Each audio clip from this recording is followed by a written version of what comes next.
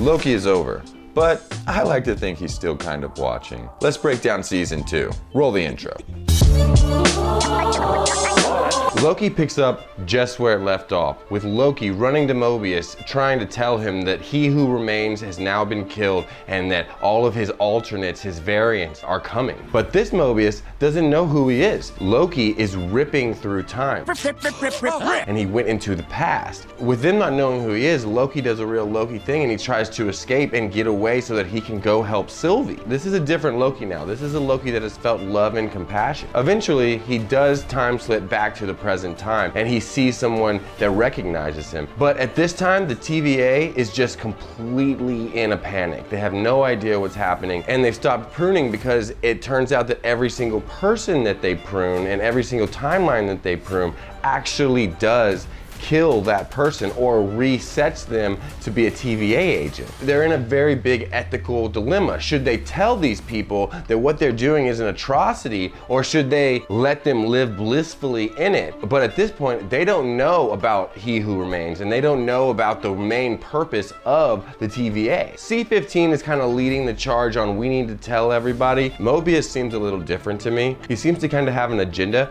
but it could also be that his entire life has been flipped upside down and he's just being Mobius and kind of being a wild card. Whenever Loki is finally able to explain to everyone what's happening to him and what he's found out, the way he does this is he destroys a tapestry that's on the wall revealing He Who Remains' face and multiple of his faces. He's kind of panicked right now and he's not really getting his message across well, and the general of the TVA wants to be a general and take this up militarily. It seems like the political side wants to actually stop pruning, so they decide to stop pruning, but just at that point, Mobius for some reason takes Loki out and says, hey look, you're not really any help to us if you're still time slipping. So we need to address the fact that you keep disappearing. So they go down to the very bottom of the TVA. There's a guy named Ouroboros, or OB for short, in the RNA department, and he's the only one. He's kind of eccentric, and he's got kind of actually a He Who Remains vibe because he's just spent so much time alone that his social skills and cues are just kind of off. Okay. When they get down there, they have this really cool interaction where Loki actually time slips back in time, and so they're having a conversation at a different time, and then the present OB is remembering it as it happens. Because of that, OB has exactly what they want. And I actually really like this because normally whenever you get to a movie, it's just like, oh wow, I need this machine or I need this thing. You don't really understand how they got it, but it's just there, you know? We have the MacGuffin, so it's all good. But in this one, they actually explain why the MacGuffin exists, and I really like that. They take this machine to the temporal loom. That's when OB explains that because they're not pruning, the TVA is just taking hits of pure time energy and it's not working out well for them. So OB explains that they don't have very long, and what they need to do is they need to take the machine out of there and they're going to rip Loki out of all time and only into the present. So he's not going to be anywhere else in time, which in my mind, that kind of upsets the whole Marvel universe. Like if Loki was never there, do you have Thor 1 or the Avengers 1? But either way, whenever they do that, it's going to be very, very painful for Loki. But also Mobius has to risk his life. If he stays close to the temporal loom for too long, then his skin will melt off, or you'll get very old and all your skin will get peeled away and you will die. And it'll all happen very, very quickly and it'll be very painful. So he has to walk out in this weird kind of Fifth Element suit. It's like really big and has a weird tube on the back. And he has to walk out there and he stays as long as he possibly can. And Loki needs to prune himself. He needs to kill himself so that this machine can grab him out of time, grab his time energy out, right? But Loki time shifts at the worst possible moment, and for some reason he can carry the little timer, but he cannot carry the time stick.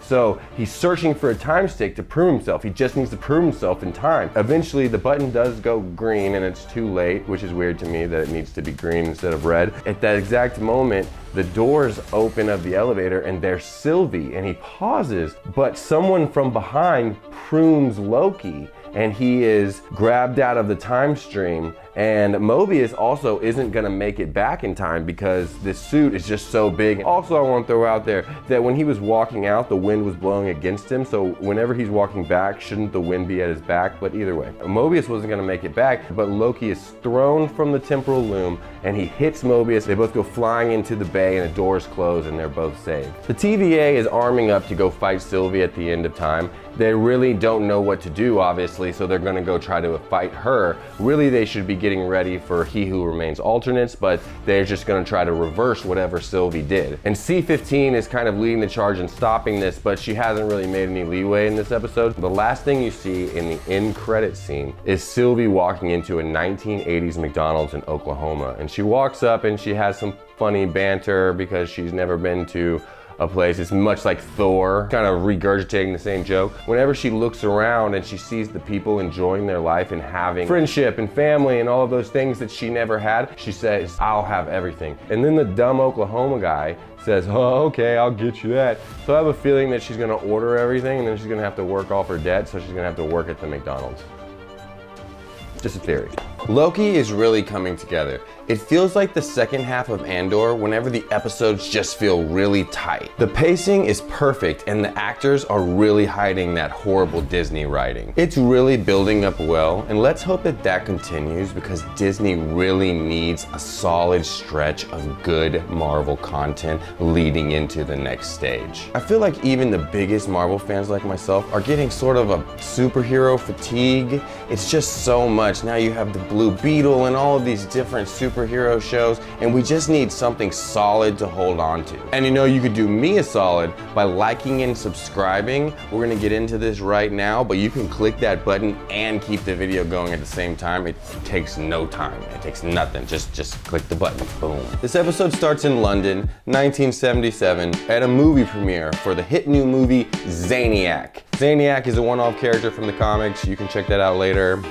Let's keep going. We find out that the star of this hit new movie is none other than our buddy X5, who seemed to be all about the rules back in the day, but not so much anymore. I mean, how does that work? They're supposed to protect the timeline and not create branches. He made himself a movie star. That means that millions and millions of people saw him and he affected their lives making a new branch, like a very, very strong branch. I don't understand. Either way, let's not get sidetracked, but X5's got some explaining to do. X5, or if you want to call him his stage name, Brad Wolf, he's smoozing everybody. He's enjoying the spotlight. He's definitely enjoying the spotlight. But when he sees Loki and Mobius, he takes off running. Now it feels like maybe some time has passed because Loki now is given full reign of his powers back. And X5 has no chance of getting away from full-powered Loki. He uses a bunch of illusions, and Loki magic is so cool. It's meant to intimidate. A little over the top, don't you think, all the shadow play?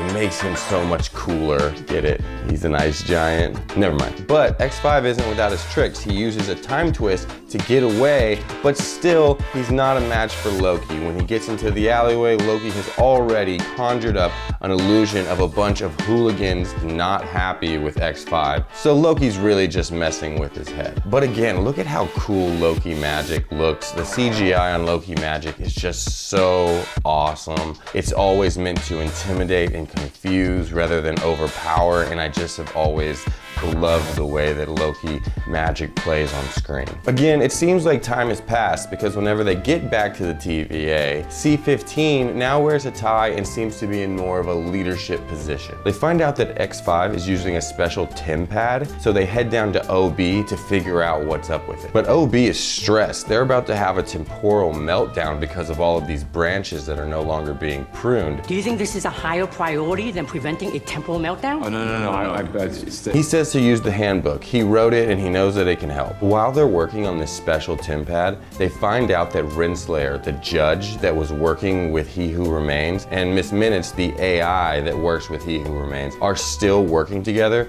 and still in contact. Loki kind of already knew this, and his suspicions were proven correct whenever he went back in time into the boardroom and he heard the recording of He Who Remains and Renslayer striking the deal to reset everyone in the TVA and the TVA in in general. Mobius is a little taken back that Loki is just bringing this up now, and as a detective, I doubt that he likes to make moves without all the information. Loki, Mobius, and C-15 are interrogating X5, or Brad, and he is very good at getting underneath people's skin, and he immediately goes for Loki, who surprises everyone and doesn't take the bait. It actually ends up being Mobius who slaps the bejesus out of X5 whenever he calls him a nowhere person. One thing's for sure, X5 is no longer playing the TVA's game. He wants his life and he doesn't care about the rules anymore. They take a few minutes to regroup, and this is where we get a good look at Loki and Mobius's friendship. They're really starting to build a rapport with each other, and they're starting to trust each other with secrets and intimate details of their lives. Mobius is afraid to find out what his life is on the timeline. What if it's good? What if it's bad?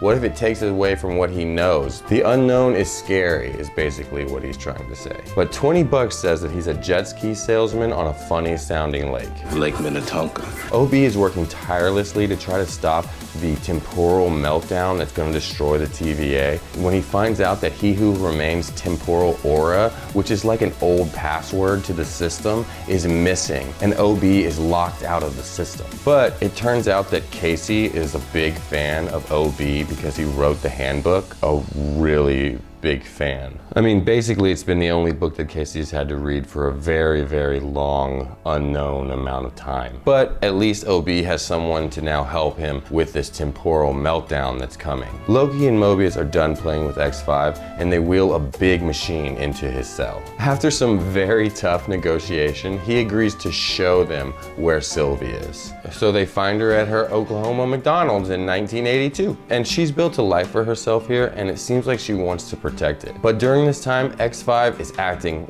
really weird. He wants to get back to his timeline and be his movie star, and there's no time to waste. And that's when Mobius puts it together that there is something going on. Sylvie uses her powers to get into X5's head. The military branch and General Dox are planning to bomb all of these branching timelines. Just Oppenheimer them bad boys. This is also a little telling about X5. He knows that this is gonna happen, and he does have the morality to not be a part of it, but he doesn't have the bravery, I'm not sure what it is, to do something about it. So he just selfishly goes to his timeline using the knowledge that he has, and he becomes a big movie star, and he just waits for the impending doom. The TVA starts to notice the attacks. 30% of the branches have already been eliminated. Billions of people have already died. Sylvie knows where to go, so they head to where General Dox is launching the attack, and they do manage to stop it, but not before almost all of the timelines have been bombed and billions of people have died. We get to see some Loki and Sylvie tag team kicking butt. General Dox does manage to escape at the very last moment. At the TVA, they all stand around in stunned silence. All of those timelines and all of those people wiped away completely from existence. It's all C-15 can do to stop from crying. But they do get a hit on Renslayer, and they get back to the job at hand. Sylvie leaves seeing the ineffectiveness of the TVA, and really who can blame her? And Loki is left with the 1-2 finish. He lost the battle and he lost the girl. Sylvie lays on her awesome classic Ford and plays with a little time gadget that she got from He Who Remains, scared that the life she built is gonna get ripped away from her once again. But this time because she chose not to act. Episode 3 starts in 1868 Chicago, where Renslayer is meeting Miss Minutes to sneak a TVA handbook to a young He Who Remains, aka Victor Timely. This package, that window. Back at the TVA, Obi is losing his mind trying to stop the meltdown.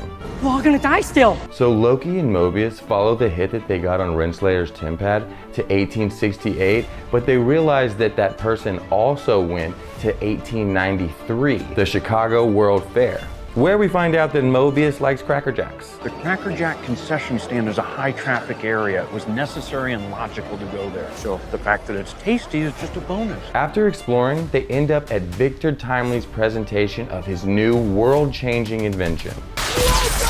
Welcome to the future! The prototype temporal loom. And after this presentation, we find out that Victor is not only a brilliant inventor, he's also a bit of a con man. Things get a little heated whenever Renslayer and Miss Minutes try to recruit Victor before the TVA can.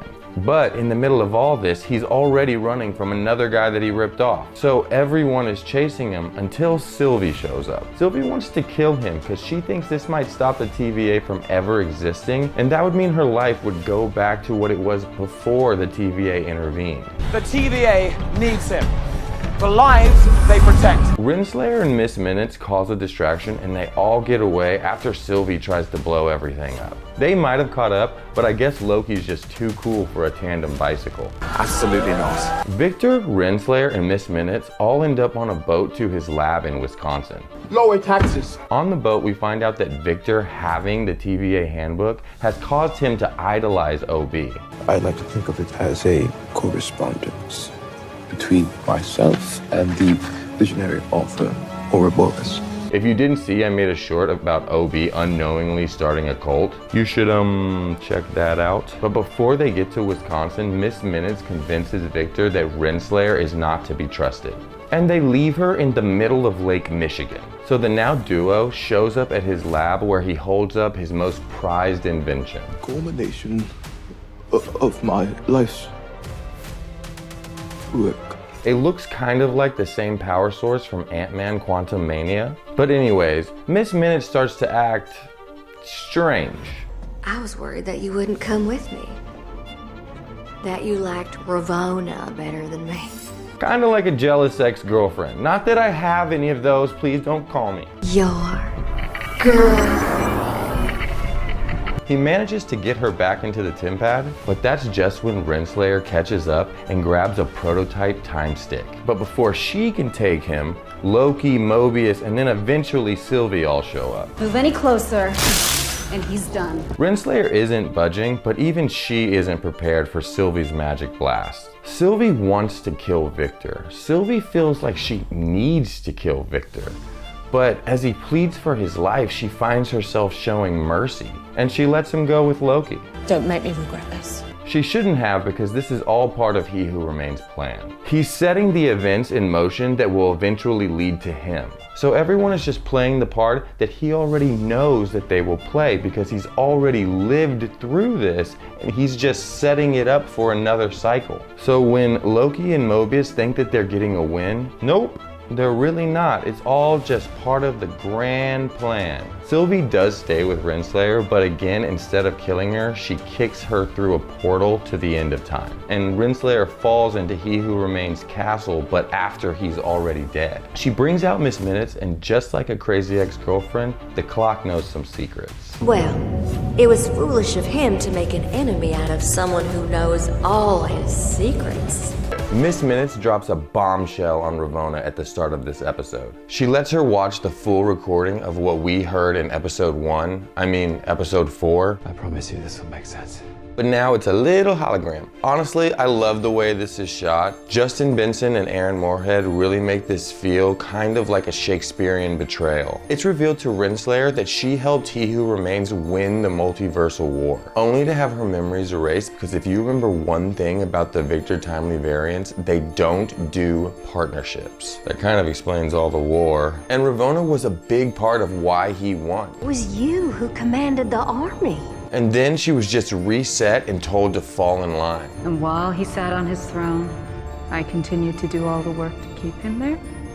Well, something like that. As a producer and editor in Los Angeles, and maybe I'm projecting a little bit, I can't help but feel that this is a little dig at the studio executives that are making this strike so difficult to end. It might just be me, but it feels like a subtle jab. Anyways, if that happened to you, you might take it pretty hard also. Back at TVA, Victor gets back with enough time to look around and walk down the hall. Welcome to the Time Variance Authority. He sees that he's definitely someone important, if not the most important person at the TVA. His face is everywhere. I mean, what would you think? I mean, he also saw the Timekeepers, so he now saw what he could only think are aliens or monsters. Obviously, he's defensive whenever Loki, Mobius, and B-15 show up, even more so when he sees Sylvie. But they do convince him to go to OB's workshop. Whenever they see each other, it opens up a whole bunch of interesting questions. Ouroboros. And Victor says, You wrote the TVA handbook. But I learned everything I know from a brilliant 19th century inventor named Victor Timely. now we're left wondering if OB knows this is a variant, or if he thinks this is an earlier self of He Who Remains. your work is based on his work, and his work is based on your work. Exactly which came first. Obi also drops this one, It's like a snake eating its own tail. which is literally the definition of Obi's full name, Ouroboros. Hey everyone, you should subscribe. It really helps. I know you're watching, so you should just subscribe. Also, I think I'm gonna start doing some Gen V videos, so comment below what you wanna see. All right, let's get back to the video. Either way, Obi and Casey have a plan, and now with Victor's invention, they're sure it'll work. Sylvie calls out Mobius for how chill he is about everything. It's just another day at the office, and she's right about this part. He's hiding from the truth. She also debates Loki on what's right and wrong in this situation. Loki argues that it's the lesser of the two evils, and she agrees, I guess. Well, I mean, she stops arguing at least. I don't know how much she's capable of agreeing with the TVA. But on the other side of the TVA, B-15 is having her own moral dilemma. Should she let General Dox and the hunters that helped her out of prison? Should she prune them, or should she let them go back to work? They were just handling a problem the only way they knew how, and truthfully, they were extremely effective. B-15 meets them in their cell and basically tells Dox that yes, they don't agree, but they should just do it for all time, you know what I mean? Dox is left to think about it.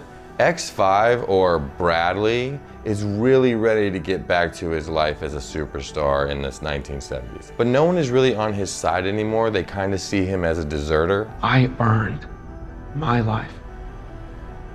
I think we all earned our lives. But that's when Ravonna and Miss Minutes show up with an ultimatum. Join her and try to gain control of the TVA, or you know, die. Everyone except for X5 chooses the squishy box, and you can tell this really changes X5. Miss Minutes hacks the TVA system, and X5 and Renslayer take off to take over the TVA. Loki and the gang are working on the final touches to their plan when Victor hears about a hot cocoa machine. Did you say hot cocoa machine? Yeah. Hey, the dude is an inventor from the 1800s. He's curious, can you blame him? D90 is nice enough to walk him down to the break area and show it to him. He even asked D90 to go first. I can only imagine as a black gentleman from 1800 Chicago, he's not super trusting of white men in uniform. That's when X5 prunes D90. I'm sorry. And takes Victor prisoner. Loki and the gang find out that Miss Minutes locked them out of the system, so Loki and Mobius, knowing that Renslayer wants her place back at the top of the TVA, begin searching. That's when Loki starts to notice some similarities to when he was time skipping in episode 1. He's there when the device goes off and Sylvie pulls open the elevator doors. Knowing that somebody pruned him, he walks up quietly and kills himself from behind. I promise you this will make sense. It must have been kind of therapeutic, honestly. Loki picks up the phone and Obi tells them that if they reset the system, they reset Miss Minutes and turn off the magic blocker in the TVA. Turn it off! After that, X5 and Renslayer are short work for Loki and Sylvie. And Miss Minutes is deactivated, but not before one last message for Victor. You'll never be him. Now that everything is working and they're in the system, someone has to walk out into the loom again. It should be me. Victor heroically volunteers. Good man, but unfortunately, he makes it 2 steps before he's turned into rainbow spaghetti by cosmic radiation. Loki, Mobius, and the rest of the team again stand in stunned silence. They were too late, and you can see on Loki's face that maybe Sylvie was right and they didn't act decisively enough. The wave of time is headed for them, and all they can do is watch and wait for the impact. And then comes the multiversal war they failed to stop. We pick up where we left off right after Loki was hit with the wave of temporal energy. But now we see that the TVA is a ghost town. Ghost agency. I don't know, let's just continue. Whatever this wave did, Loki is time slipping again. This is not happening again! As he explores the TVA, he sees himself, but then he slips. Hello? Only to slip to where he saw himself standing and heard himself say hello. Hello? Hello? That's whenever the entire TVA turns into the cosmic spaghetti that we saw Victor turn into at the end of last episode. After the credits, we see Casey escaping prison with 2 other inmates. You're in the wrong place! You're not supposed to be here! Is that the boat guy? It turns out that Casey is one of the only 3 people that allegedly escaped from Alcatraz in the 1960s. It's cool to see Casey get his own little D.B. Cooper story instead of just being a meek desk worker. Loki then time slips over to a medical clinic where he sees Hunter B-15 is a doctor, and it seems that she has this amazing bedside manner. Finally, we get to Mobius, who is a jet ski salesman in Cleveland. Wind in the hair, Little miss slapping you in the face. Your son's calling on line 3. Tell him I'll call him back. And guess what? He's a divorced dad. Sorry, single dad. Give me a second. I told you, I told everybody. Wife is long gone, and I can't ride 2 of them. Unfortunately, Loki slips away before he's able to really talk to Mobius. Next, we see that OB is a failed science fiction writer. Science fiction is a well-respected and thought-provoking genre. Well, nobody buys it here. Or maybe he's in the process of failing, I'm not sure. He also has a day job. I had to get a PhD to keep my day job teaching theoretical physics at Caltech. He seems to still be the expert on all things time travel, which of course is an extremely paradoxical subject. Doesn't sound like science. No, but it does sound like fiction. Either way, they put together their best plan because there really isn't a better option. It involved pins. We get the band back together. Obi tries to teach him how to control his time slipping, or at least try to guide him to learn how to control his time slipping. What are you saying? Science. Basically, they want to get everyone back together and use the temporal aura to get back to the moment in time that they want to get back to in the TVA. That doesn't seem very scientific. Because as OB explains, A group of people would have a collective aura unique to that moment in time. Loki gives OB a copy of the TVA handbook, keeping the Who Wrote the Handbook game going strong. OB learned everything he knows from Victor, and Victor learned everything he knows from OB. It's like a snake eating its own tail. What if Victor is a bit of a thief and he actually learned everything from OB's sci-fi novel? Look at the similarities between both of OB's laboratories. If writers write what they know, then maybe he put the TVA in his novel. The Sons of Yoren. What's that? Just, my most popular book of all time. Victor reads the book and completely rips off the ideas to build the TVA. Or maybe like Mobius, he just has the tendencies to like things that he liked before, so subconsciously he just made it like the one he had at home. What do you think? Comment below, but let's keep going. You know what? I like to think that on every timeline, you're a subscriber to Blake's World. Subscribe now. Alright, let's get back to the video. Loki meets Mobius again, and we see that he's an overwhelmed but a good dad. I'm tired of coming home and having it look like some lunatic garage sale. Is he burnt? Loki convinces him by saying that if you save all time, you also save your sons. I sell jet skis, man. And it takes a lot, but you can hear in Loki's voice that this is very important and that Mobius is a big part of it. I can't keep them safe unless you help me. Loki gathers everyone. Well, almost everyone. Everyone except for Sylvie, who's happily living her life in Oklahoma. And she still remembers everything. This isn't how I thought the scene was going to play out. Which poses more questions that I need some time to think about. Get in the car. I'm buying you a drink. So are all Loki variants immune to temporal effects, or just Loki and Sylvie because they were at the event? Either way, they discuss the morality of fixing everything and what Loki's true purpose for fighting is. She gets him to admit that he really just wants his friends back so that he can go back to the life that he's built at the TVA. See? We're both selfish.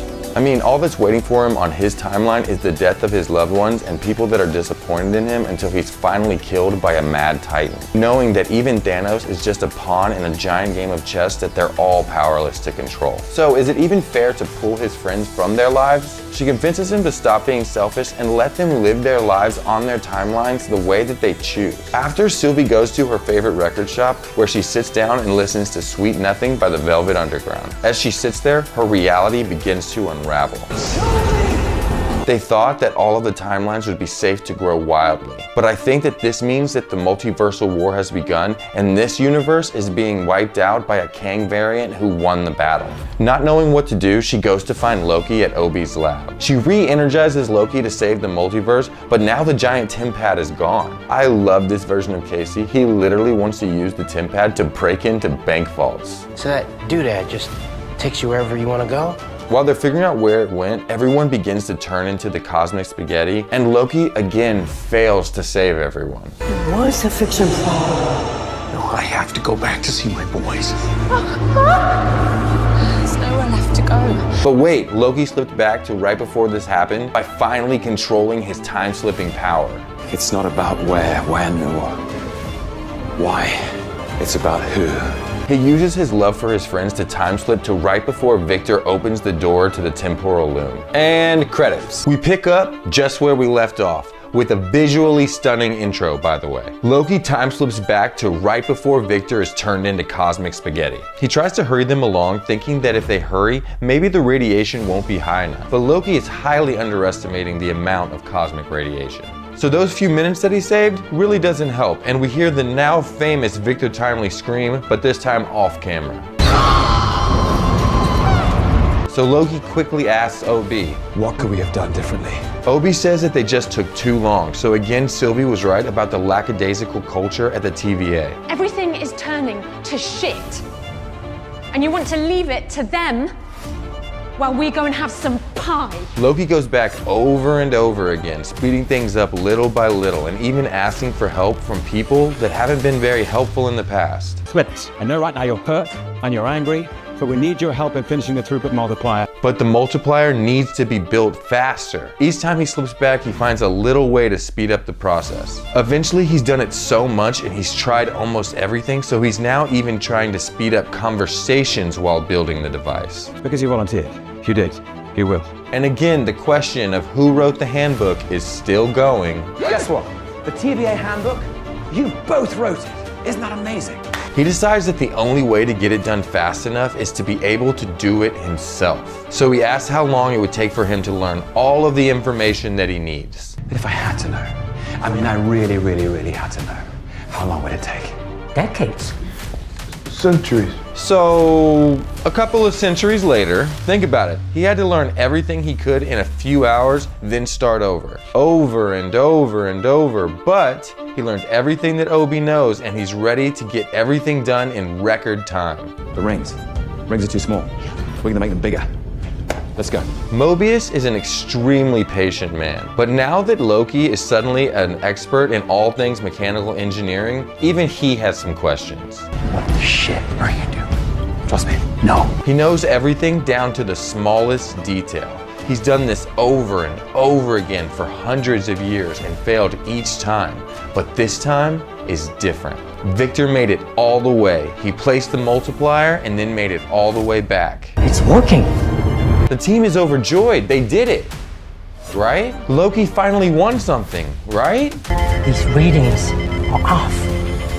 What do you mean off? That's when the truth is revealed. My room will never be able to accommodate for an infinitely growing multiverse. You can't scale for infinite. And it makes sense. They just made the loom bigger to hold more.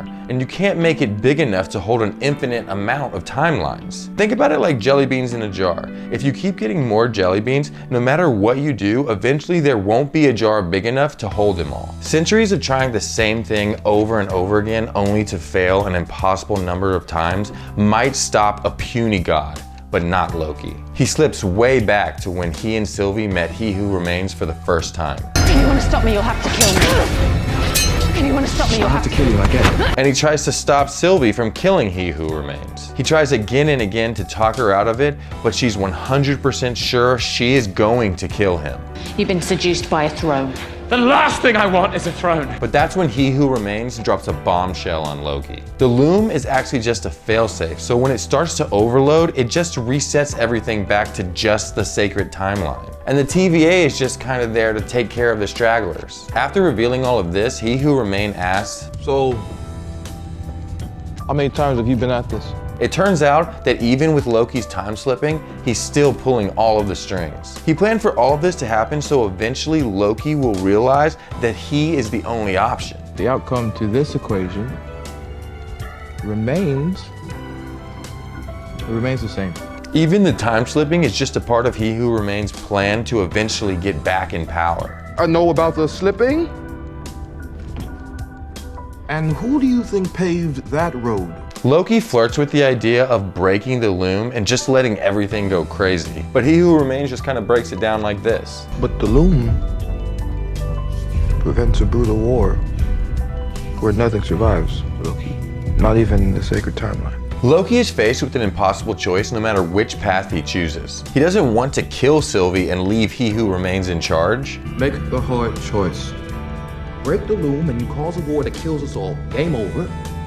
Or kill her. And we protect what we can. He really doesn't know what to do, so he slips to the first interrogation he had with Mobius. The old Mobius, the Mobius that still believes in the Timekeepers. The Timekeepers are the ones that have that responsibility. But more than that, this Mobius still believes he has a purpose. A mission that is the reason for his existence. A glorious purpose. Something that, believe it or not, is extremely important to all of us. Who knows, maybe my mission is to entertain you with goofy videos about movies and shows. Subscribe for more. Anyways, they talk about the morality of making the decisions that they have to make. Mobius shares a story about a time that he was on a mission and he had to prune an innocent 8-year-old boy. That boy would accidentally kill a lot of people, but he's still just a kid. Mobius couldn't bring himself to do it, so Renslayer had to, revealing that back whenever they were hunters, they were partners. He explains that sometimes the right thing to do feels wrong, or maybe it just is wrong, but you still have to do it. How do you live with it? Scar tissue.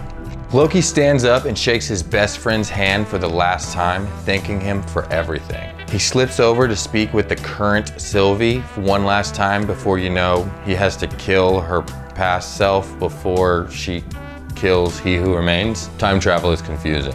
You're replacing one nightmare with another. During his conversation with her, he comes to a life-changing realization. If there's a hope that you can replace that thing with something better. Hey, thank you for watching this far. If you don't mind, go ahead and hit the subscribe button and, you know, the like button, and put the bell on so you can see all my videos coming up. It would really be great. Thank you. Let's get back to the video. He's made his decision and he knows what he's supposed to do now. So he slips back to right before Victor takes his cosmic spacewalk. He takes one last long look at all of his friends and walks to the loom door. He takes his powers to the next level like classic Loki did in season 1. I think we're stronger than we realize! He walks through the cosmic radiation that was enough to make Victor die instantly. As he walks, he transforms his clothes into the clothes and crown fit for a god. He raises his hands, casting the most magic he's ever used at once, and destroys the loom, casting the threads of time into the void. But the branches start to die without something to hold them together. Loki again sees what he has to do. He starts to grab and enchant the timelines, opening a rift through the void to the end of time. He again steps towards his destiny, towards his glorious purpose. As he walks, he grabs more and more branches and connects them to him like a cape until he can't hold anymore. He finally gets the throne that he felt like he deserved, but this time for the right reasons. This time, he's the king that his father spoke of all those years ago.